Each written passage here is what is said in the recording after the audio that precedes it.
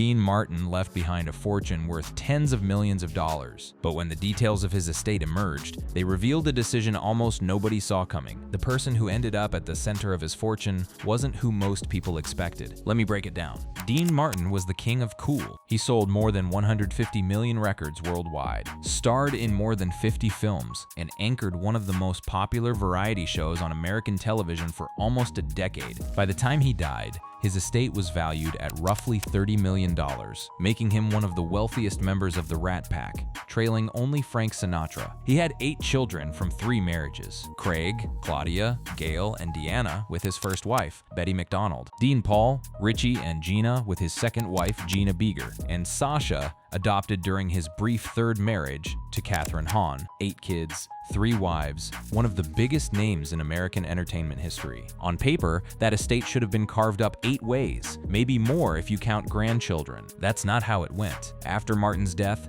control of his money didn't fracture across that whole family tree. Instead, it funneled into something called the Dean Martin Family Trust, and the person named a beneficiary, and effectively at the center of that trust, wasn't one of his children. It was Jean, his second wife, the mother of 3 of his kids, a woman he had divorced back in 1973 and never remarried. Court filings later confirmed that Jean Martin says she is a trust beneficiary, in addition to being entitled to half of the royalties from the records Dean cut during their marriage. That's not a footnote. That's the woman named to a trust built around one of the biggest entertainment fortunes of the 20th century, decades after she stopped being his wife. To understand how that happened and why it wasn't one of his 8 children, you have to go back to who these people actually were, and how a fortune this size ends up funneled through one name. Here's what makes it stranger. Gina wasn't just an ex-wife on good terms. She was divorced from Dean for over 20 years by the time he died. She'd watched him marry someone else in between. She'd buried a son with him, and somehow when the paperwork got settled, her name was the one sitting at the center of the financial structure that outlived him. Meanwhile, his other 5 children, Craig, Claudia, Gail, Deanna, and Sasha, aren't named as beneficiaries in any of the surface trust litigation. Richie and Gina, Gina's own other 2 kids, aren't named either in what became public. It's just Gene and the 2 men who administered the money after Dean was gone, his longtime agent Mort Viner and a trustee named Laura Leiser. The lawsuit that exposed this wasn't filed by a stranger digging for scandal. It was filed by Gene herself, years after Dean's death, against the very trust she was supposedly benefiting from. According to the complaint, since Dean Martin's talent agent died in 2003, the trustee of the Martin Family Trust pocketed $130,000 in agency commissions, though she never acted as Martin's agent. So even the woman at the center of the inheritance had to go to court to get what she said she was owed. That's the first sign that this wasn't a clean, simple story of a devoted widow quietly living off her husband's legacy. It was messier than that, tangled in agency contracts, royalty splits, and a trust that outlived both Dean and his own agent. Before we get into how that lawsuit played out, we need the full picture of who Jean actually was to him. She wasn't a stranger who wandered into his will. She was the woman he married in 1949, the mother of 3 of his children, and by several accounts, the great love of his life, even after their marriage legally ended. Their marriage lasted 24 years, longer than either of his other 2 marriages combined. She met him at a live show in Miami, married him in Beverly Hills with Jerry Lewis standing up as best man, and spent more than 2 decades as Mrs. Dean Martin, while he became one of the most famous entertainers alive. Then came 1973. The marriage ended. Dean moved fast into a 3rd marriage with a much younger woman named Kathryn Hahn. That marriage barely lasted 3 years. And through all of it, something kept pulling Dean back toward Jean, not romantically in any public sense, but in a way that outlasted every other relationship in his life. By the time his health started failing in the 90s, it was Jean who was back in his orbit, not Kathryn, not a new partner. The woman from marriage number 2, the one who should have been furthest from any inheritance conversation, ended up closest to the center of it. So the obvious question is why? Divorced couples don't typically end up as the named beneficiary on each other's family trusts 20 years later. There's usually a reason, grief, guilt, loyalty, or something that happened in between that reshaped the whole family's priorities. And in Dean Martin's case, something devastating did happen, something that ties directly into why Jean ended up back in his life and eventually in his trust. We're gonna walk through that. But first, you need to understand exactly how big this fortune was, where it came from, and how a man with 8 kids ended up structuring his money in a way that left so many of them out of the headlines when the trust became public. Dean Martin didn't start out rich. He grew up poor in Steubenville, Ohio, the son of Italian immigrants, and worked odd jobs, a steel mill, a gas station, a speakeasy, before he ever sang professionally. He worked as a croupier and stocked items at a local tobacco shop, while singing in bands under a stage name, Dino Martini. Before eventually settling on the name the world would come to know, that name became one of the most bankable in show business. Records, films, a TV show that ran for years, and a decade-long partnership with Jerry Lewis that, by some estimates, generated the bulk of the wealth both men would carry for the rest of their lives. By the time he died, that career had built an estate reportedly worth around $30 million, according to multiple entertainment finance breakdowns, making him one of the Rat Pack's most successful earners, just behind Sinatra's $200 million. That's real money, generated from real box office, real record sales, real Vegas contracts. And when he died, it didn't simply evaporate into 8 equal children's shares the way a lot of people assumed it would. It went somewhere much more specific, into a trust administered by 2 people, feeding royalty payments to a woman he'd divorced over 20 years before his death. To understand how that happened, we have to go back to the 3 marriages that produced this sprawling family in the first place, and figure out exactly how each branch of it factored into the man's final years and his final decisions about money. Because the story of Dean Martin's fortune isn't really a story about greed or betrayal. It's a story about which relationships survived divorce, death, and decades of Hollywood chaos, and which ones didn't. And by the end, only one of them was left standing where it counted most. That's where we're headed. 3 wives, 8 kids, 1 trust. One name that kept showing up on the paperwork long after the marriage certificate was void. Let's build this from the beginning, starting with the first wife almost nobody talks about when they picture the king of cool. Dean Martin's first marriage happened before he was famous. In 1941, he married a woman named Elizabeth Ann McDonald, Betty, as everyone called her, from Ridley Park, Pennsylvania. He was still Dino Martini at that point, a singer working nightclubs, nowhere near the household name he'd eventually become. Their relationship spanned 8 years before a divorce, and they had 4 children together: Craig, Claudia, Gail, and Deanna. Craig arrived first in 1942. Claudia came in 1944. Gail followed in 1945, and Deanna, the youngest of that first marriage, was born in 1948, just a year before Betty and Dean split. That divorce landed right as Dean's career was exploding. That same year, 1949, Dean's career with his comedic partner Jerry Lewis took off, with a radio show debut and a film deal with Paramount. So while Betty was raising 4 young kids on her own, Dean was becoming one of the biggest names in American comedy, practically overnight. He didn't wait long to remarry. He met a model named Dorothy Jean Beeger in Miami in 1948, a former Orange Bowl queen from Coral Gables, Florida, who'd caught his attention at one of the Martin and Lewis shows. She went by Jean, and once his divorce from Betty was finalized, he married her in Beverly Hills, with Jerry Lewis serving as his best man. Gina didn't just marry Dean. She inherited 4 stepchildren overnight. She accepted her husband's 4 children, Claudia, Craig, Gail, and Deanna, raising them as her own, even though none of them were biologically hers. That's worth sitting with for a second, because it tells you something about who Jean was to this family long before any trust or lawsuit entered the picture. She wasn't a passing figure. She stepped into a ready-made household of 4 kids under 7 years old and ran it. Then she and Dean built their own family on top of that. Their union made him a father of 7, as he and Jean had 3 children: Dean Paul, born in 1951, Richie in 1953, and Gina in 1956. By the time Gina arrived, Dean Martin had gone from a struggling nightclub singer to one of the most famous entertainers alive, with a household of 7 kids, spanning 2 marriages, living under one increasingly famous last name.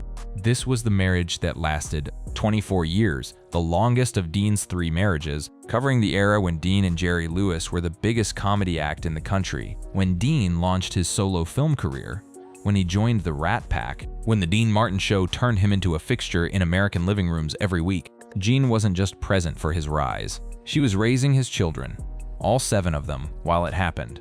By his son Dean Paul's own account, the public image of his father as a boozy, checked-out party guy didn't match the man at home.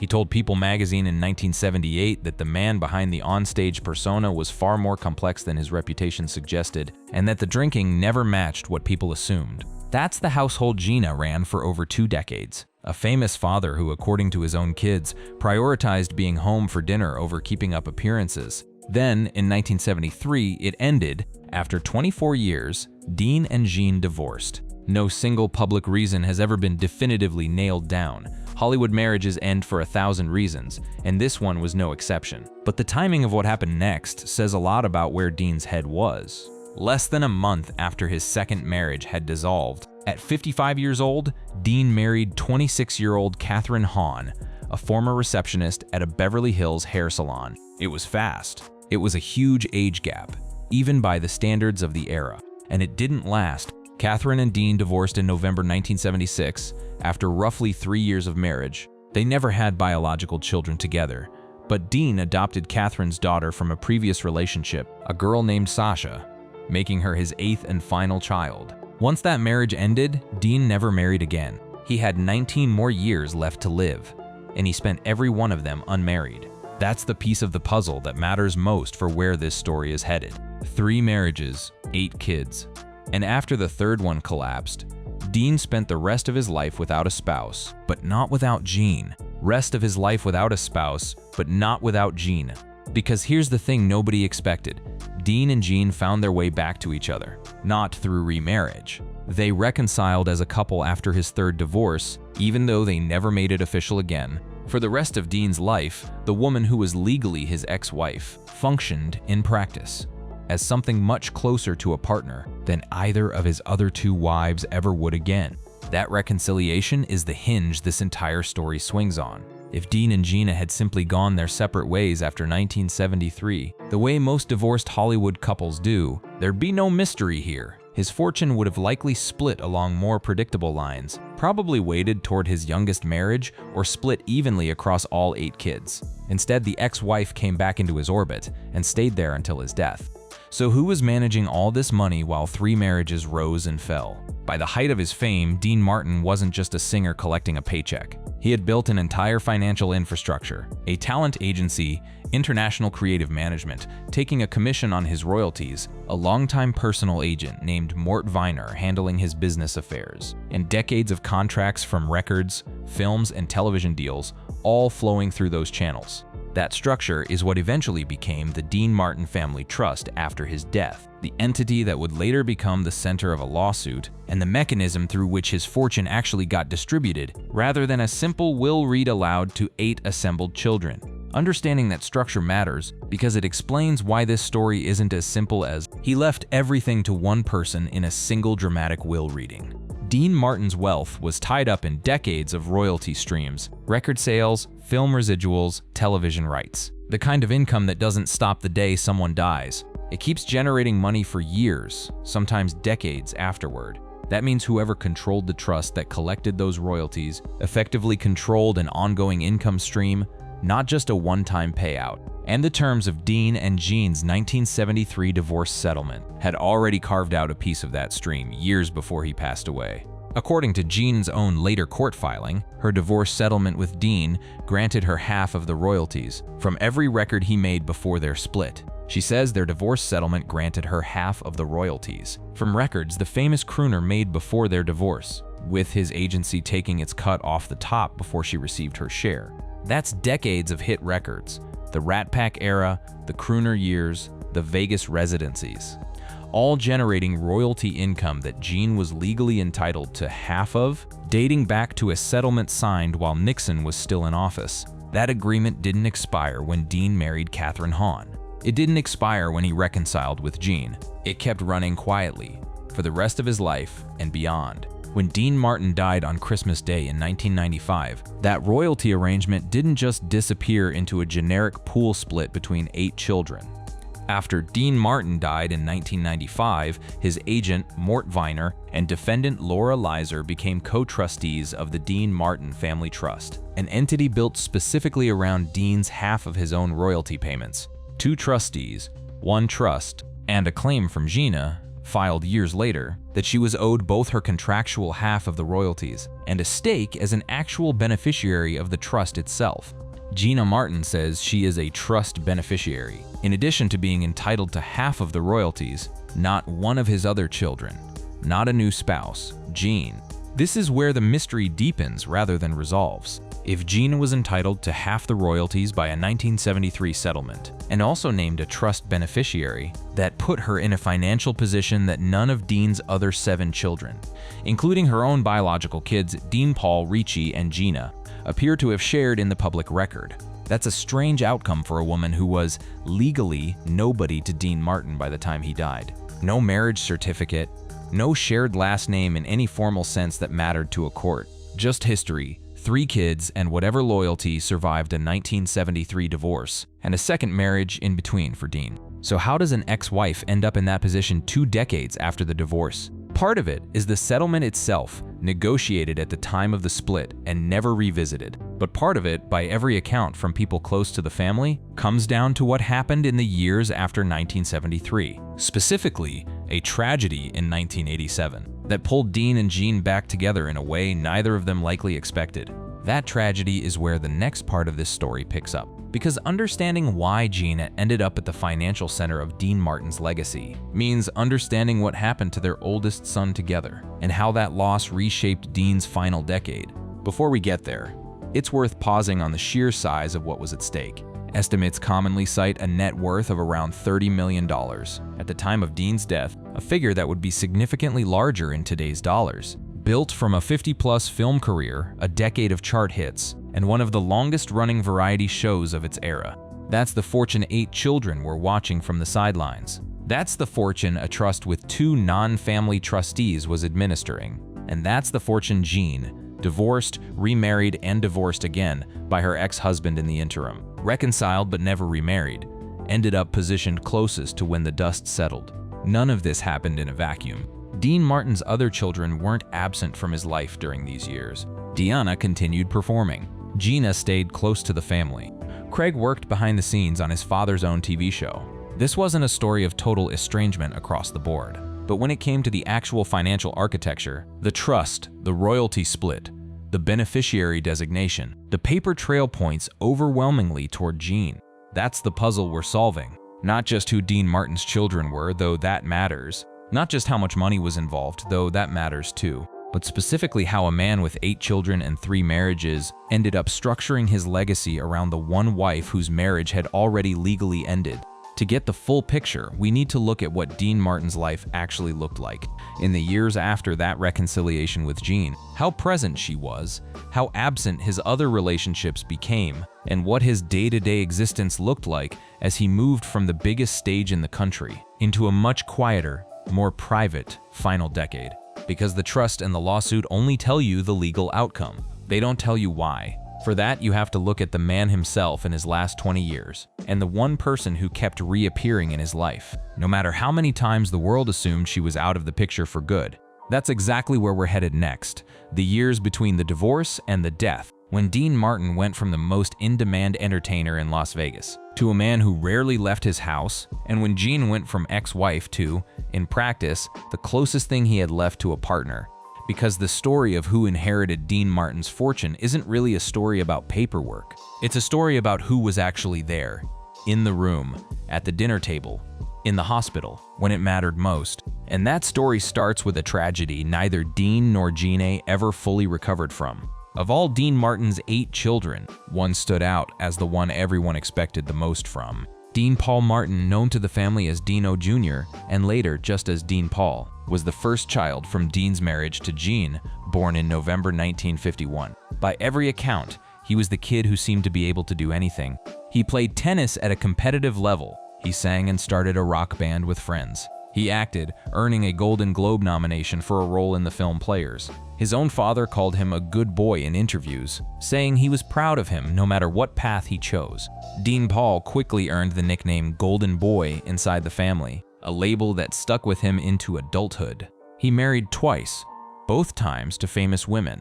In 1971, at just 19 years old, he married actress Olivia Hussey, and the couple had a son, Alexander, before divorcing 4 years later. In 1982, he married Olympic figure skater Dorothy Hamill. That marriage lasted only about 2 years. 2 high-profile marriages, 1 child, and a career that touched sports, music, film, and eventually the military. Because in 1981, Dean Paul found what looked like his true calling. He became a pilot with the Air National Guard, flying jets, a role that seemed to finally settle the restless energy that had carried him through football, race car driving, and pre-med studies. For a man who'd tried nearly everything, flying fighter jets looked like the thing that finally stuck. Then, in March 1987, it ended in the worst possible way. Dean Paul was killed while piloting a fighter jet for the Air National Guard, his aircraft going down in the San Bernardino Mountains near Los Angeles. He was 35 years old. The golden boy, the one who could do anything, was gone in an instant, and Dean Martin had to bury his own son. This is the event that changes everything about how this story unfolds, because in the aftermath of that crash, Dean and his ex-wife Jean were reportedly back together after the tragic death of their son. Not remarried, not publicly declared as a couple in any formal sense, but back together in the way that only 2 parents who've lost a child together can be. Grief has a way of collapsing everything else that used to matter. 14 years of divorce, a second marriage in between for Dean, a young ex-wife who came and went. None of it mattered as much anymore once Dean Paul was gone. What mattered was that Jean was the one other person on Earth who understood exactly what that loss felt like, because she'd carried and raised that boy right alongside him. By most accounts from the family, this is the point where Dean Martin's public life began to visibly recede. The man who'd spent 3 decades as one of the most in-demand performers in the country started pulling back from the spotlight, and the woman standing closest to him through that withdrawal was Jean. It wasn't the only loss Jean and Dean's family would absorb. Years later, in 2016, their youngest son together, Richie, would also pass away. Richie had spent his life performing, continuing to sing and perform well into his 50s, carrying his father's musical legacy forward at venues like the MGM Grand in Las Vegas alongside artists like Desi Arnaz Jr. His older sister Deanna posted a tribute at the time, writing that he was one of the sweetest souls she'd ever known and that his kindness would be missed more than words could say. Richie left behind 3 daughters, Rio, Montana, and Pepper, extending the Martin family into a new generation. But by the time Richie died in 2016, Dean himself had already been gone for over 2 decades. The loss of Dean Paul in 1987, though, happened while Dean was still alive, still performing, still in a position to change how he thought about his family and his legacy. That's the loss that mattered most to the story of his fortune. Claudia, Dean's daughter from his first marriage, was also gone by the time the full picture of the trust became public. She passed away in 2001 from breast cancer at 56 years old, 6 years after her father. She'd built her own career as an actress, appearing in films like Ski Fever and For Those Who Think Young, and had been married 3 times, having 1 child, Jesse, with her first husband. By the time any legal disputes over Dean's estate reached a courtroom, 3 of his 8 children, Dean Paul, Claudia, and eventually Richie, were no longer alive to have a voice in it. That's a family that had already absorbed enormous loss well before anyone was arguing about royalty percentages in a lawsuit. Meanwhile, the rest of Dean's children were building their own lives, mostly outside the spotlight his career had created. Craig, the eldest, worked as a producer and production manager, contributing behind the scenes to shows, including his father's own program. He largely avoided the public eye, with little detail available about his personal life beyond his professional credits. Gail, Dean's 3rd child, also worked in Hollywood in front of the camera for a time, but kept her personal life almost entirely private. Of all 8 children, she's the one about whom the least public information exists, a notable contrast to siblings like Deanna, who built entire second careers off their father's legacy.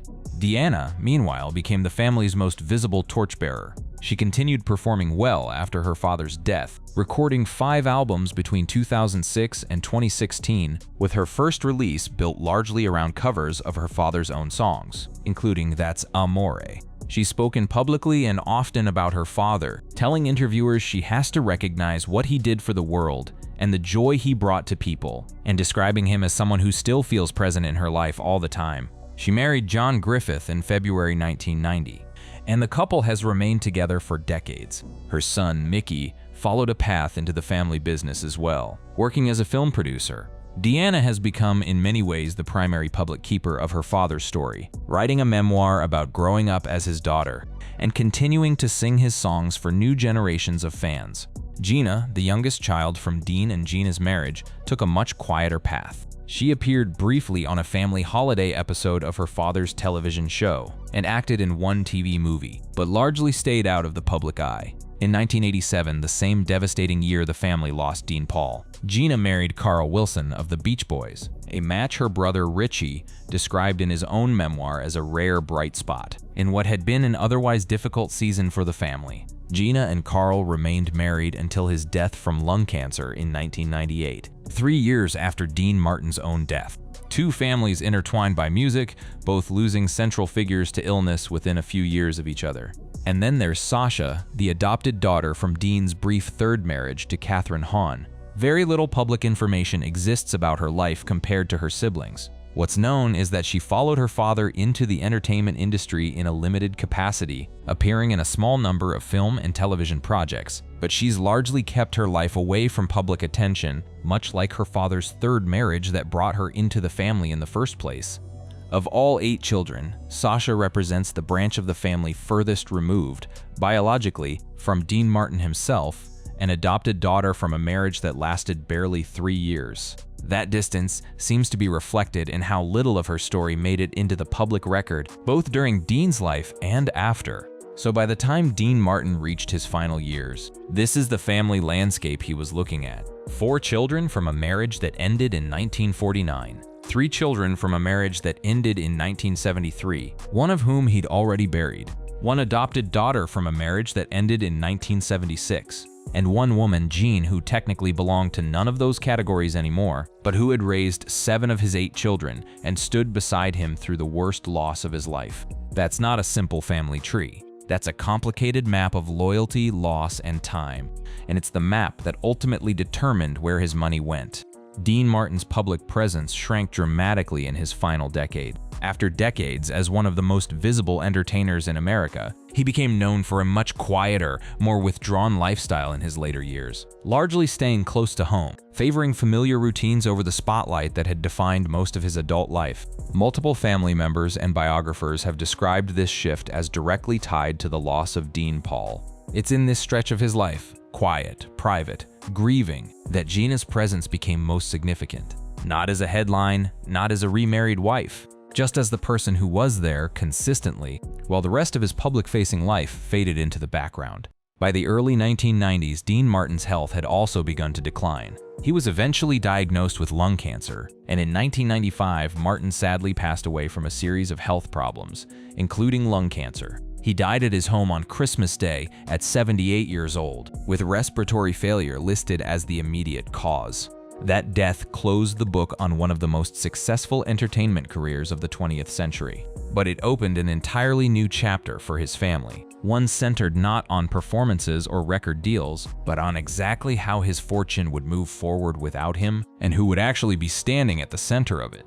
In the years that followed, Dean's memory was honored publicly in ways that reflected the family's complicated shape. When he received a posthumous Grammy Lifetime Achievement Award in February 2009, it wasn't Gina who accepted it, and it wasn't all 8 children either. 4 of his surviving children, Gail, Deanna, Richie, and Gina, accepted it on his behalf. A public moment that captured which branches of the family remained most visibly connected to his legacy, even as the financial side of that legacy stayed almost entirely out of view. Notice who wasn't standing on that stage: Craig, Sasha, and of course Jean herself, along with Claudia and Dean Paul, who had already passed. The family that showed up publicly to honor Dean Martin's music wasn't necessarily the same family structure that controlled his money behind the scenes. That gap between the public face of the family and the private financial structure is the heart of this entire story. On stage and in interviews, it was his children, mostly from the second marriage, who represented Dean Martin's legacy to the world. But in the paperwork, in the trust documents, in the lawsuit that would eventually become public, it was Jean's name that carried the most weight. 2 different versions of the same family running in parallel for years after his death. One version singing his songs and accepting his awards, the other quietly managing and eventually fighting over the actual money. That fight is where we're headed next, because Gene's position at the center of Dean Martin's trust didn't stay quiet forever. Years after his death, it became the subject of a real lawsuit, filed in a real courtroom, alleging real money had gone missing from an arrangement nobody outside the family had ever fully seen. That's the next piece of this puzzle, and it's where the numbers finally get specific. We've covered who the family was and what pulled Gene back into Dean's orbit after tragedy struck. Now it's time to look at exactly how the money moved once he was gone, and what happened when the woman at the center of it decided the trust wasn't holding up its end of the deal. When Dean Martin died in 1995, his fortune didn't pass through a single dramatic will reading. The way it might in a movie, it moved into a structure that had already existed for years. The Dean Martin Family Trust, built to hold and distribute his share of the ongoing royalty payments. Generated by decades of records, films, and television work, two people were put in charge of that structure. Mort Viner and defendant Laura Leiser became co-trustees of the Dean Martin Family Trust, which held Dean's portion of his own royalty income. Viner wasn't a random choice.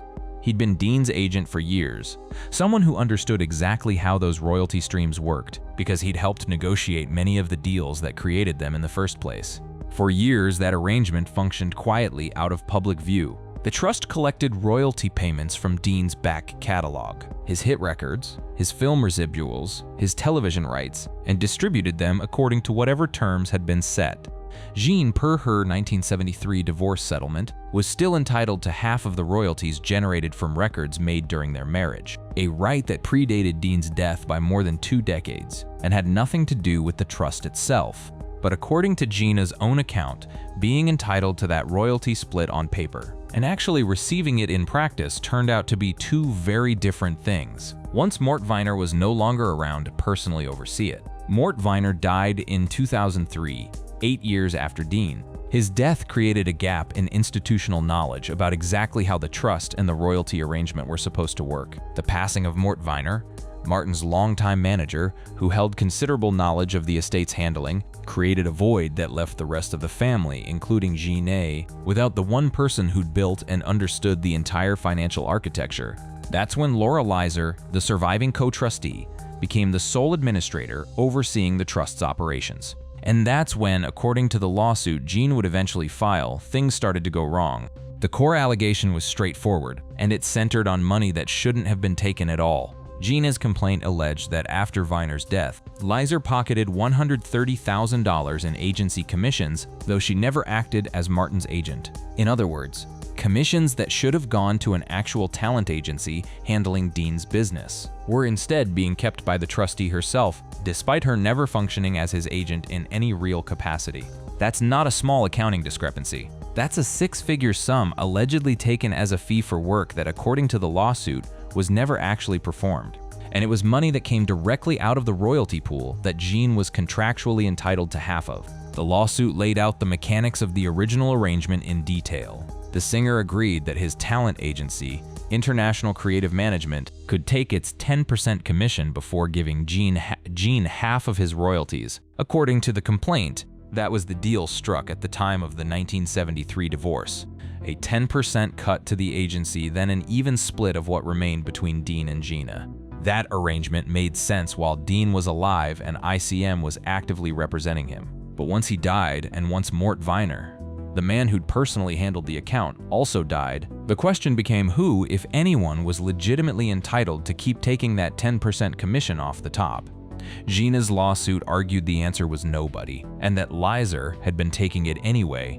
This is where the story stops being a simple tale of an ex-wife quietly benefiting from a generous former husband and becomes something closer to a genuine legal battle over who controls a decades-old entertainment fortune. Gene wasn't suing to get more than she was owed. According to her own complaint, she was suing to recover money that had allegedly been improperly taken from royalties she was already legally entitled to, dating back to a settlement signed in the 1970s. That's a different picture than Dean Martin left everything to his ex-wife, and she lived happily off it forever. The reality, based on the court record, is that even the person named as the primary beneficiary of this arrangement had to fight in court years after her ex-husband's death just to get what the paperwork said she was owed. It's worth pausing here to note how unusual this whole structure was compared to how other Rat Pack estates were handled. Frank Sinatra's widow, for instance, inherited an estate that was later the subject of its own family dynamics, but Sinatra's fortune,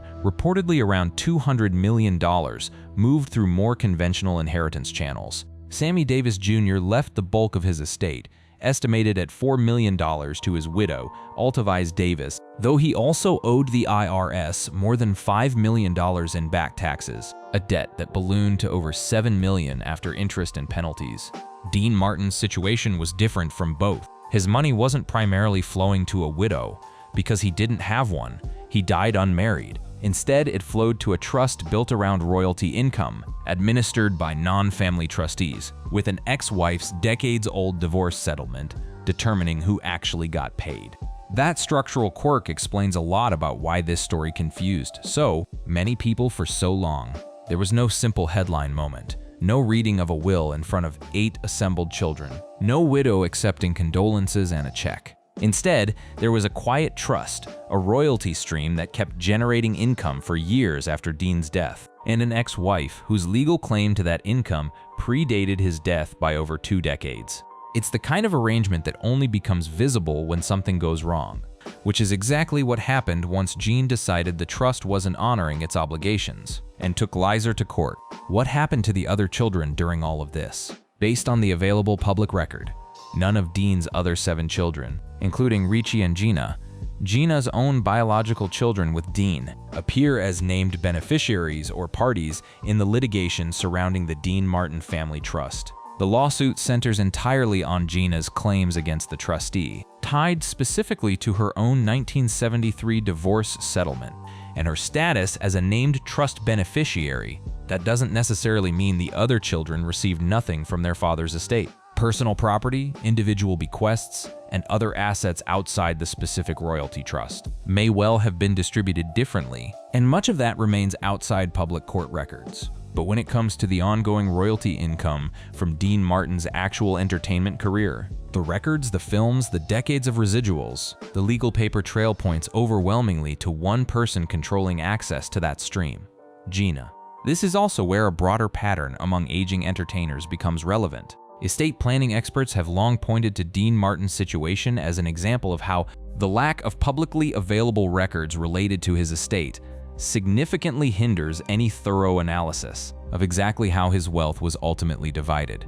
Unlike some celebrities who died without any will or trust at all, a shockingly common problem even among the ultra-wealthy, Dean Martin did have structures in place. The issue wasn't a total absence of planning. It was the opacity of that planning, kept almost entirely out of public view, except for the pieces that surfaced through Gina's lawsuit. Compare that to some of the messier examples from entertainment history, where a total lack of planning turned into years of chaos. Prince died in 2016 without any will or trust at all, and his roughly $156 million estate remained tied up in legal limbo for 6 years. Aretha Franklin died without a will in 2018, leaving behind an estate worth up to $80 million, and a legal mess involving 4 sons, a niece, and the federal government fighting over nearly $8 million in owed taxes.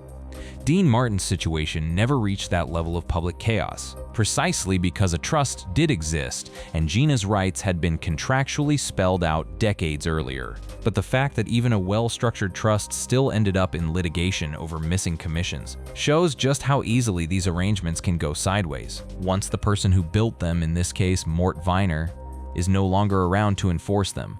So what actually happened with Jean's lawsuit? Court filings confirm the case was filed in Los Angeles Superior Court, laying out the allegations against Lizer in detail. The improper commissions, the royalty entitlement, and Jean's status as a named beneficiary of the trust itself. The specifics of how the case was ultimately resolved haven't been widely reported in accessible public records, which fits the broader pattern of secrecy that's defined nearly every aspect of Dean Martin's estate since his death. What is clear is that Jean pursued this claim aggressively enough to take it to court, rather than quietly accepting whatever the trustee decided to distribute. That's not the behavior of a passive beneficiary content to take whatever came her way. That's the behavior of someone who understood exactly what she was contractually owed and was prepared to fight for it.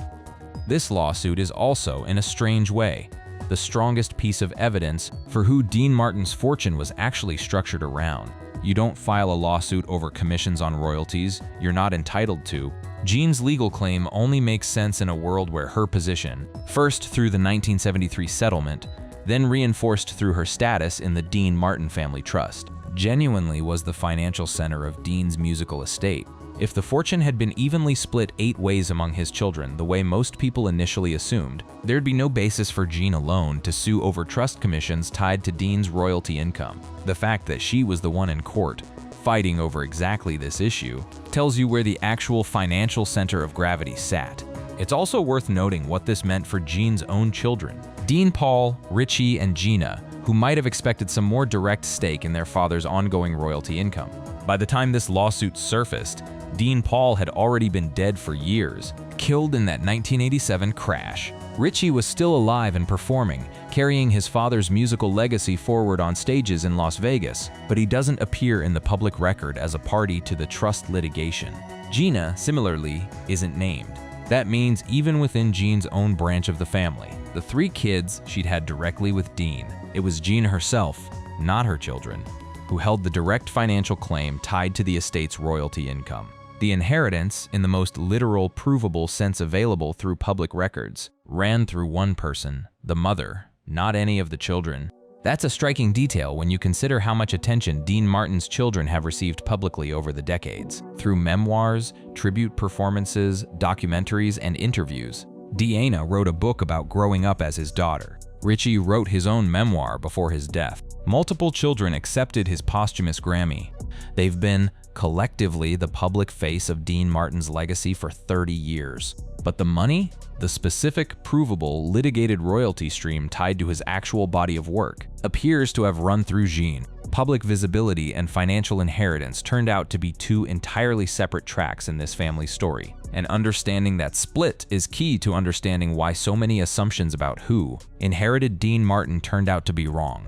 So where does that leave the broader assumption most people made? That a man with 8 children, 3 ex-wives, and $30 million would have split his fortune the way most celebrity estates do, spread across a large family. Based on everything the public record shows, that assumption simply doesn't hold up against the actual mechanics of the Dean Martin Family Trust and the 1973 settlement that anchored it. The money didn't flow evenly. It didn't flow toward his most recent marriage or toward the children who kept his public legacy alive the loudest. It flowed contractually and then through trust designation toward the one person whose formal relationship with Dean had technically ended over 2 decades before he died. That's the twist at the heart of this entire story. And it's not a twist built on speculation or rumor. It's built on a divorce settlement, a family trust, co-trustees, and a lawsuit filed in open court, all pointing in the same direction. Jean wasn't just an ex-wife who happened to reconcile with Dean Martin in his final years. She was, by every piece of available legal documentation, the person his fortune was actually built around. Now we move into what that meant for the rest of the family in the years after, how the other children processed being left largely outside the financial center of their father's legacy, and how Jean herself spent the years managing and fighting for the inheritance that had landed in her hands.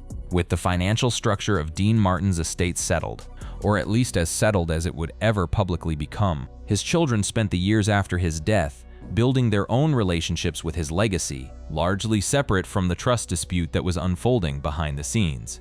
Deanna became the most prominent keeper of that legacy. She didn't just perform occasionally in tribute to her father. She built an entire second act of her career around his songbook. Her first album, released in the mid-2000s, consisted largely of covers of her father's biggest hits, including That's Amore. She went on to release 5 albums between 2006 and 2016, turning her father's catalog into an active, ongoing career rather than a static memory. She's also been candid in interview after interview about who her father really was behind the famous image. She's described a man who was warm, funny, and present at home, contradicting the boozy, checked-out lounge persona that defined his public act. She said she has to recognize what he did for the world and the joy he brought to everyone, framing her own performances as a continuation of that mission rather than simple nostalgia.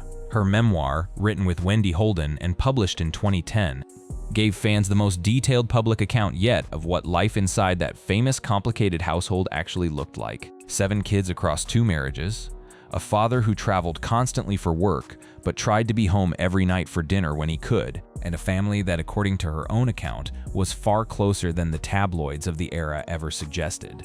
Ritchie, meanwhile, carried the musical legacy forward from the male side of the family until his own death in 2016. He performed regularly at Las Vegas venues throughout the decades after his father's death, including extended stretches at the MGM Grand, alongside other performers connected to his father's era, keeping the Rat Pack sound alive for audiences who'd grown up watching Dean Martin on TV. He also wrote his own memoir, that's Amore, published in 2002, giving his own account of growing up as Dean Martin's son. When he died in 2016, he left behind 3 daughters, Rio Montana and Pepper, extending his father's legacy into a new generation that would go on to have its own brush with fame, with Pepper later appearing on a reality TV show built around celebrity relatives.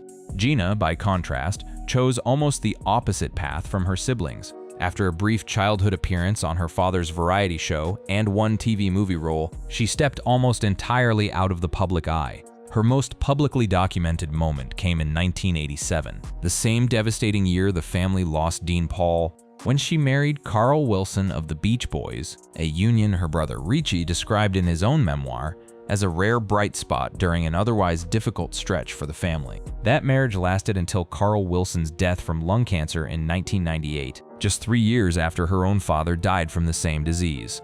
Gina has spent the decades since largely away from interviews and public appearances, one of the quietest members of a family that, in almost every other branch, has stayed fairly visible. Craig, the eldest of all 8 children, similarly chose a life almost entirely out of the spotlight, despite working steadily within the entertainment industry his entire career. He built a career as a producer and production manager, working behind the scenes on projects including his own father's TV show The Jukebox Jury, and other productions. Unlike his more publicly visible siblings, very little is known about his personal life beyond his professional credits. That's a notable pattern across this family. The children who stayed closest to the industry professionally, like Craig, often stayed the furthest from public attention personally. It's almost the inverse of what you'd expect from children of one of the most famous entertainers in American history. Gail, similarly, remains one of the least publicly documented of Dean Martin's children, despite having appeared in some Hollywood productions during her career. Little detail about her adult life beyond that limited acting work has ever become widely available, making her, alongside Craig, one of the more private branches of this famously public family. Sasha, the adopted daughter from Dean's third marriage, occupies a similar space of relative privacy, having appeared in a small number of film and television projects, but largely staying out of the public conversation about her father's life and legacy, both before and after his death. Claudia, before her death in 2001, had built her own acting career, appearing in a string of films through the 1960s, and had been married 3 times, having one child, Jessie, with her first husband, Keel Martin. Her death from breast cancer came just 6 years after her father's, meaning that by the early 2000s, the family had already lost 3 of Dean's 8 children: Dean Paul in 1987, Claudia in 2001, and eventually Ritchie in 2016. That's an extraordinary amount of loss for one family to absorb across just under 3 decades, on top of the loss of Dean Martin himself. By the time any of the trust litigation became public, the family Jean was navigating this all within had already been reshaped repeatedly by death. Jean herself remained a fairly private figure for the rest of her life, though her name would periodically resurface in connection with her former husband's legacy, through the trust lawsuit, through occasional interviews about their marriage, and through the ongoing story of a woman who had raised 7 of his 8 children, and stood by him through the loss of their son. She never remarried after her divorce from Dean, spending the rest of her life connected to his legacy in a way that few divorced spouses ever remain. Her role in this story isn't the tale of a scheming ex-wife maneuvering for control of a fortune. Based on every piece of the public record, it's closer to the story of a woman who never actually left, even after the marriage legally ended, someone who raised his children, buried his son alongside him, and ultimately found herself, by contract and by trust designation, at the financial center of everything he left behind. What's remarkable is how little public conflict there was between Jean and the rest of Dean's children over any of this, at least based on available records. There's no widely reported public feud between Gina and Deanna, or between Gina and Craig. over the trust's structure or the royalty arrangement. The one legal battle that did surface, Gina's lawsuit, was aimed squarely at the trustee, Laura Lizer, not at any of Dean's other children. That distinction matters. This wasn't a family torn apart by competing inheritance claims, the way some celebrity estates become. It was, as far as the public record shows, a family where the financial structure ran quietly through one person, while the rest of the family focused on preserving Dean Martin's musical and cultural legacy in their own individual ways.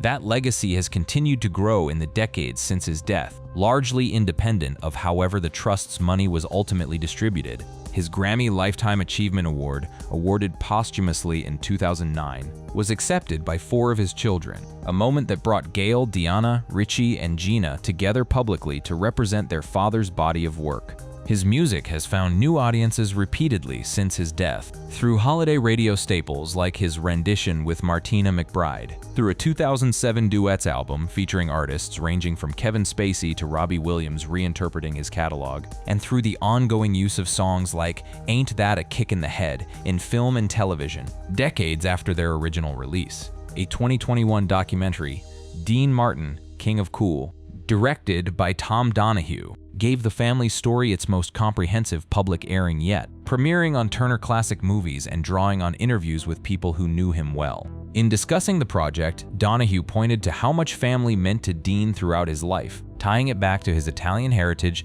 and describing how everything he built, the Rat Pack, the celebrity roasts, his multiple families, reflected an underlying drive to create and maintain a sense of family wherever he could. That framing fits everything we've traced through this story. A man who built one family, lost it to divorce, built another that also ended, adopted into a third that barely lasted 3 years, and then in the end found his way back to the second one anyway, specifically to the woman who'd raised most of his children and buried his son beside him. By the time all the pieces are laid out, the 3 marriages, the 8 children, the 1973 settlement, the reconciliation after Dean Paul's death, the trust, and the lawsuit over missing commissions, a clear picture emerges of where Dean Martin's fortune actually landed. Not with his most recent wife. Not evenly split among 8 children the way most people assume. It landed through a decades-old divorce settlement and a trust structure built around his ongoing royalty income, with Jean, the ex-wife who never remarried, who raised 7 of his 8 children, and who spent the final years of his life back by his side in every way that mattered except on paper. That's not the story most people expected when they first heard Dean Martin had left his fortune to one person. Most assumptions point toward a young widow, a favorite child, or an even split honoring a man famous for prioritizing family dinners over Hollywood excess. Instead, the actual paper trail, the settlement, the trust, the lawsuit, points toward the one relationship in his life that technically ended decades before he did, but never really ended at all. That's the twist.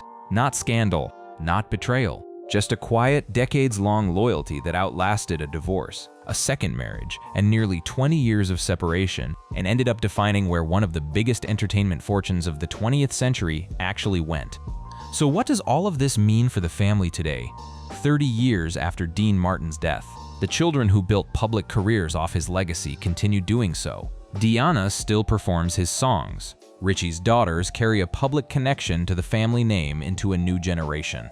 The documentary and tribute albums keep his music in front of new audiences. And Jean's name, largely absent from the public-facing side of that legacy, remains tied to the financial architecture that made all of it possible in the first place.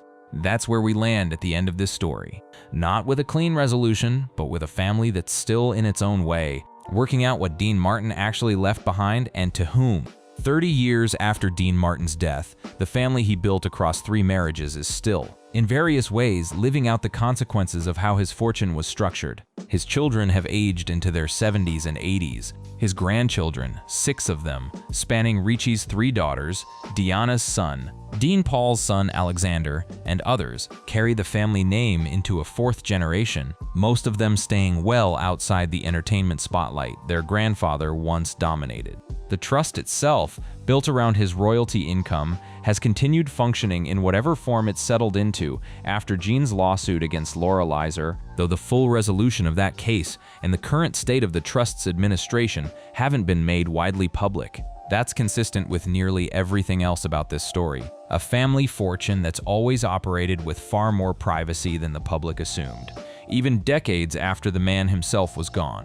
What's clear, based on everything that has surfaced, is that the assumptions most people made about Dean Martin's inheritance turned out to be wrong in a specific, provable way. Not because there was some hidden scandal or secret mistress waiting in the wings. The surprise here was quieter than that. An ex-wife, still bound by a decades-old divorce settlement, still raising his children long after the marriage ended, still standing beside him when tragedy struck, ending up as the actual financial center of his legacy, while his more publicly visible children carried his musical legacy forward in a completely separate lane. That split between public legacy and private inheritance is, in many ways, the most honest reflection of who Dean Martin actually was. A man famous for a loose, boozy stage persona who, according to nearly everyone who actually knew him, was disciplined, private, and fiercely loyal to the people who'd been there from the beginning. Jean Martin died years after the lawsuit against Lizer became public, having spent the final decades of her life connected to Dean's legacy without ever remarrying or stepping fully into the public eye herself. She remains, in the documented history of this family, one of the most consequential figures in Dean Martin's life. Not because she outlived him in the headlines, but because the paperwork tells a story the public never fully saw coming. For a man who built his career on charm, casual cool, and an image of not taking anything too seriously, the actual mechanics of his estate reveal someone who planned carefully around the one relationship that had proven, over 4 decades, to survive everything else that came and went. The children who are still alive today continue to shape how the public remembers their father. Deanna still tours, still records, still gives interviews about growing up in that famous, chaotic, loving household. Gina remains largely private, having weathered the loss of both her father and her husband within a few years of each other. Craig, Gail, and Sasha continue to live largely outside public attention, each carrying their own private relationship with a father whose public image never fully captured who he actually was at home. Richie's daughters, especially Pepper, through her reality TV appearance, represent a new generation finding its own relationship with a famous last name they never got to experience with the man himself. 6 grandchildren in total carry that name forward. Montana, Mickey, Alexander, Rio, Jesse, and Pepper, each one a small continuation of a family tree that started with a poor kid from Steubenville, Ohio, who reinvented himself as one of the coolest men in American entertainment. What remains genuinely unresolved, even now, is the full scope of exactly how much money moved where and how the lawsuit against Laura Lizer was ultimately settled. Estate researchers and biographers have continued pointing to the limited public access to both Dean Martin's will and the family trust as an ongoing obstacle to fully mapping out his financial legacy. That opacity, deliberate or not, has kept large parts of this story locked away from public view for 3 decades. What isn't unresolved is the central fact this whole story turns on. When it came to the actual contractually documented, legally contested inheritance tied to Dean Martin's decades of hit records and film royalties, it wasn't split among 8 children. It ran through one name, an ex-wife who never stopped being, in every way that mattered except a marriage license, his family. That's a different kind of story than the one most people expected when this question first came up. No scandal, no secret mistress, no estranged child cut out in a dramatic final act. Just a quiet, decades-spanning loyalty between 2 people who divorced in 1973, watched each other move through other relationships and other losses, and ended up right back where they started, bound together by children, by grief, and eventually, by paperwork. Neither of them probably imagined signing back when they first married in Beverly Hills in 1949.